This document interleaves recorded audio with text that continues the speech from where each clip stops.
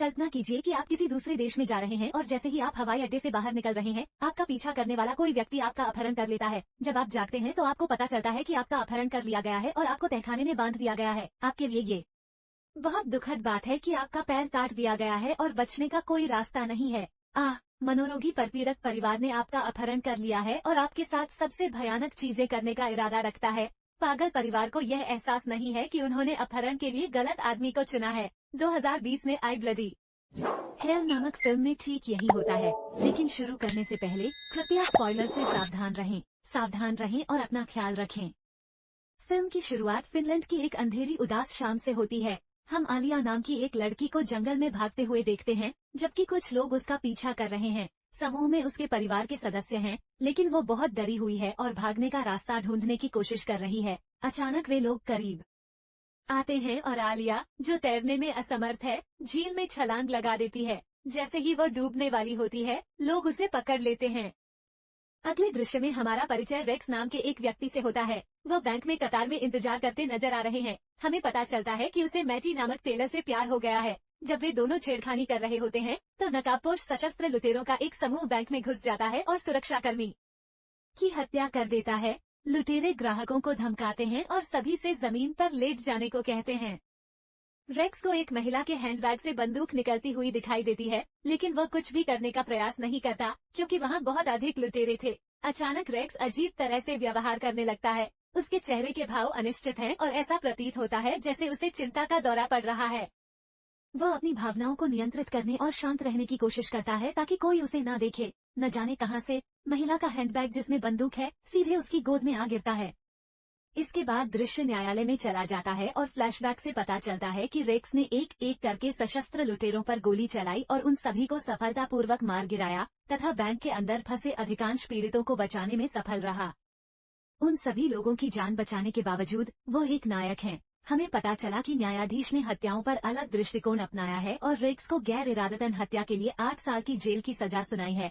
अगले दृश्य में 8 साल बीत चुके हैं और रेक्स जेल से रिहा हो चुका है। वह एक दुकान में अपनी कहानी वाली पत्रिका को घूरते हुए दिखाई देते हैं।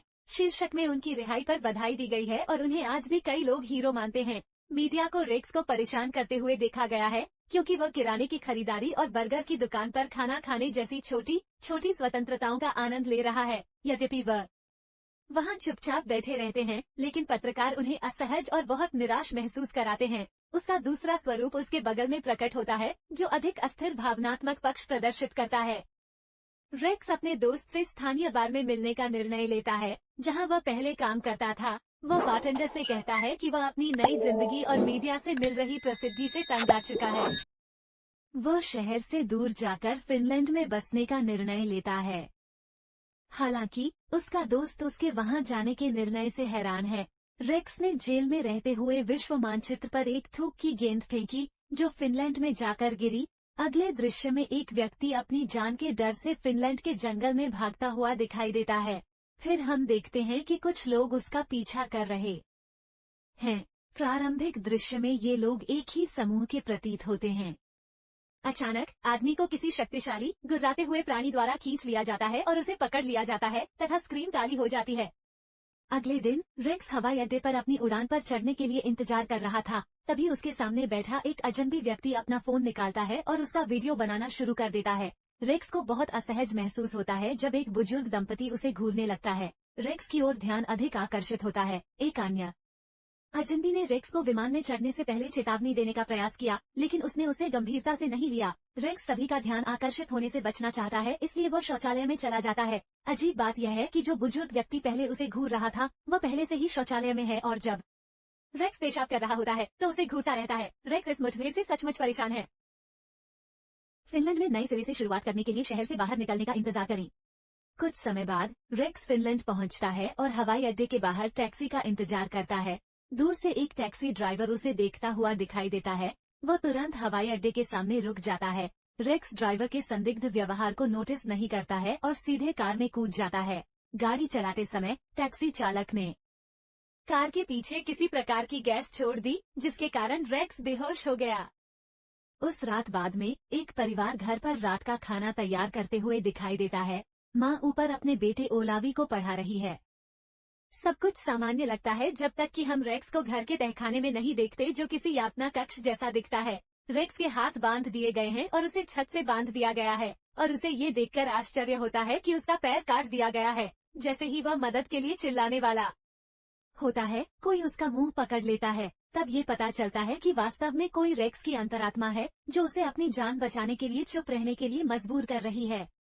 हम सीखते हैं कि उसकी आंतरिक चेतना उसे और उसकी भावनाओं का प्रतिनिधित्व करती है, लेकिन उसकी आंतरिक चेतना उसके वास्तविक स्वरूप का अधिक बुद्धिमान और परपीड़क संस्करण है। यह न केवल रेक्स के जीवन के विकल्पों में महत्वपूर्ण भूमिका निभाता है, बल्कि वह हर परिस्थिति का विश्लेषण भी करता है ताकि वह बेहतर विकल्प चुन सके। उसकी चेतना प्रकट करती है कि जिस मनोरोगी परिवार ने रेक्स का अपहरण किया है, वह वही अजीब बुजुर्ग दंपति है जिसे उसने हवाई अड्डे पर देखा था। रेक्स रोने लगता है और उसे इतने दर्द में देखकर उसकी अंतरात्मा आहत होती है। उसका दूसरा व्यक्तित्व उसे समझाता है कि जब तक वह भागने का रास्ता नहीं खोज लेता, तब तक उसे बेहोश होने का नाटक करना होगा। अचानक शोर सुनाई देता है। उस शाम पूरा परिवार अपने फिनलैंड स्थित एस्टेट में सो रहा था, लेकिन ओलावी को नींद नहीं आ रही थी। वो रेक्स के बारे में जानने को उत्सुक है और तहखाने की ओर जाता है।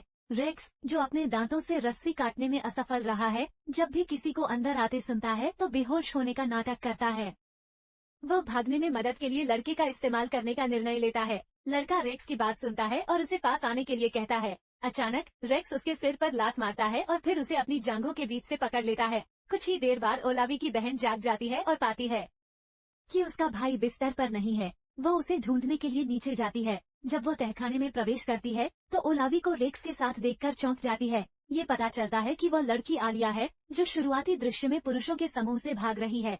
नकाबपोश लोगों का ये समूह कोई और नहीं बल्कि आलिया का परिवार है। रेक्स चिल्लाता है कि अगर ओलावी ने उसकी मदद नहीं की तो वह उसे खत्म कर देगा, लेकिन दुर्भाग्यवश वह गलती से ओलावी को छोड़ देता है, जो उसे वहां से निकालने की उसकी एकमात्र उम्मीद थी। आलिया तुरंत अपने भाई को ऊपर ले जाती है और उसके माता पिता दौड़कर आते हैं और उसे बेहोश पाते हैं। ओलावी कोई प्रतिक्रिया नहीं दे रहा है, इसलिए वे उसे अस्पताल ले जाते हैं। लेकिन जाने से ठीक पहले माँ आलिया को उसके भाई की देखभाल न करने के लिए थप्पड़ मारती है। ये स्पष्ट है कि आलिया अपने पागल परिवार से अलग है। फिर हम देखते हैं कि आलिया रेक्स के साथ रोमांटिक रूप से रहने की कल्पना करती है। वो कल्पना करती है कि उसकी शादी उससे होने वाली है और अगले दृश्य में वो बिस्तर पर गिर जाती है। आलिया का परिवार अभी भी अस्पताल में है, इसलिए वो रेक्स के पैर का इलाज करने के लिए तहखाने में जाने का फैसला करती है। आलिया अपना परिचय देती है और फिर रेक्स को अपने परिवार के बारे में बताती है। वो बताती है कि उसके माता पिता अपने सबसे बड़े बेटे को खिलाने के लिए लोगों का अपहरण करते हैं, जो बहुत बीमार है। वो बताती है कि उसका सबसे बड़ा भाई बहुत अलग है और उसे मानव मांस खाने की इच्छा होती है।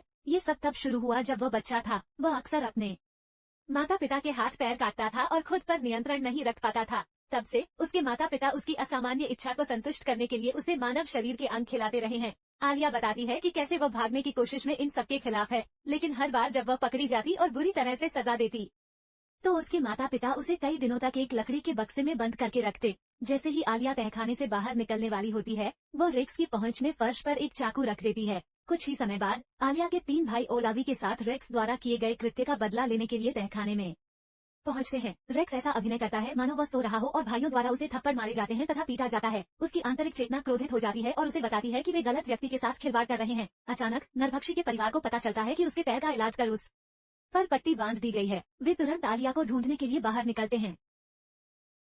कहीं भी नजर नहीं आ रहा था। पता चला कि आलिया कभी भी तहखाने से बाहर नहीं निकली। भाइयों के आने से ठीक पहले वो एक अंधेरे कोने में छिप गई। अचानक आलिया को झटका लगता है जब भाई तहखाने में लौटते हैं और उसे वहां पाते हैं। वे उसकी गर्दन पकड़ लेते हैं और उसे जबरन ऊपर की ओर ले जाते हैं, लेकिन तीनों भाइयों के जाने से ठीक पहले उनमें से एक ने रेक्स को किसी प्रकार की नशीली दवा का इंजेक्शन दे दिया, जिससे वो जोर जोर से हंसने लगा। इसके बाद ये दृश्य हमें 8 साल पहले की बैंक डकैती की घटना में ले जाता है, लेकिन इस बार हम रेक्स को लुटेरों का क्रूरतापूर्वक वध करते हुए देखते हैं। ऐसा लगता है कि उस समय उसकी मजबूत आंतरिक चेतना उसे नियंत्रित कर रही थी। यद्यपि वह उन सभी के लिए नायक बन गया जिन्हें उसने बचाया था, लेकिन दुर्भाग्यवश उसने उस लड़की को बचाने की कोशिश करते हुए एक निर्दोष महिला की हत्या कर दी जिस पर उसका क्रश था। तब हमें पता चला कि यही कारण था कि रेक्स को जेल की सजा सुनाई गई थी।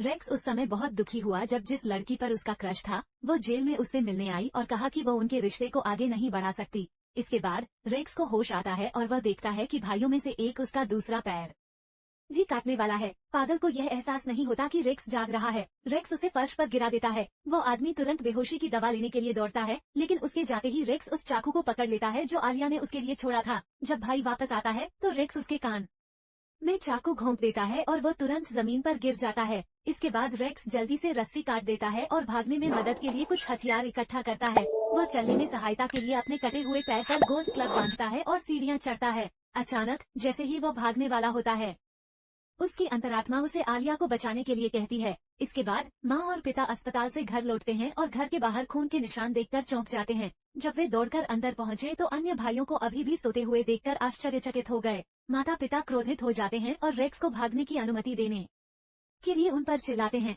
परिवार के लोग भोजन की मेज के चारों ओर एकत्रित होकर चर्चा करते हैं कि क्या किया जाए। वे चिंतित हैं कि रेक्स पुलिस के पास जाएगा और वहां से जाने की योजना बनाएगा। अचानक कहीं से एक भाई और पिता को कई गोलियां लग जाती हैं। पता चलता है कि रेक्स डाइनिंग टेबल के नीचे छिपा हुआ है। नेल गन का उपयोग करते हुए रेक्स उन पर हमला करता है और एक एक करके उन्हें खत्म कर देता है। माँ पिंजरे के पास फर्श पर गिर जाती है। आलिया को बंद कर दिया गया है। माँ किसी तरह अभी भी जीवित है। बिना कुछ सोचे समझे आलिया उसकी गर्दन पकड़ लेती है और उसे खत्म कर देती है। पागल परिवार ने अपहरण के लिए गलत आदमी को चुना। रेक्स और इलिया राहत महसूस करते हैं और 1 मिनट आराम करते हैं। उन्हें अचानक एहसास होता है कि वे अपने सबसे बड़े भाई नरभक्षी को भूल गए हैं। वे उसे सीढ़ियों से नीचे आते हुए सुनते हैं। जब रेक्स उसे देखता है तो वह ये देखकर हैरान रह जाता है कि वह कितना विशाल और राक्षसी है। वर्षों तक मानव शरीर के उपभोग से एक महाशक्तिशाली राक्षस का निर्माण हुआ है। रेक्स को अपनी जान का डर लगता है और वो जोर से मारा जाता है, जिससे वो पूरे रसोई घर में उछलकर गिर जाता है। जब उसे फ्रिज की ओर फेंका जाता है तो रेक्स उसे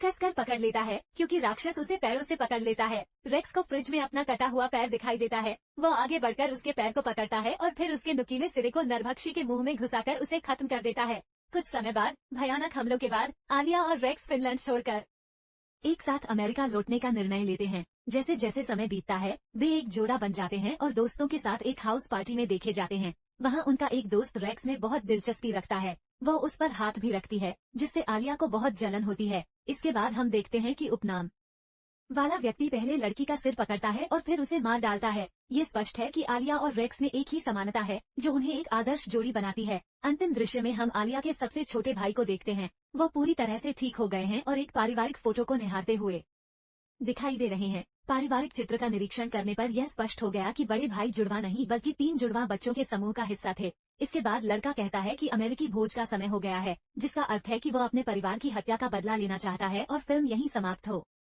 जाती है। तुम लोग कमाल के हो। यदि आप वीडियो में यहाँ तक आ गए हैं और आप ऐसी और हॉरर फिल्मों के रिकैप देखना चाहते हैं तो हमारे फिल्म परिवार का हिस्सा बनने के लिए सदस्यता बटन दबाएं।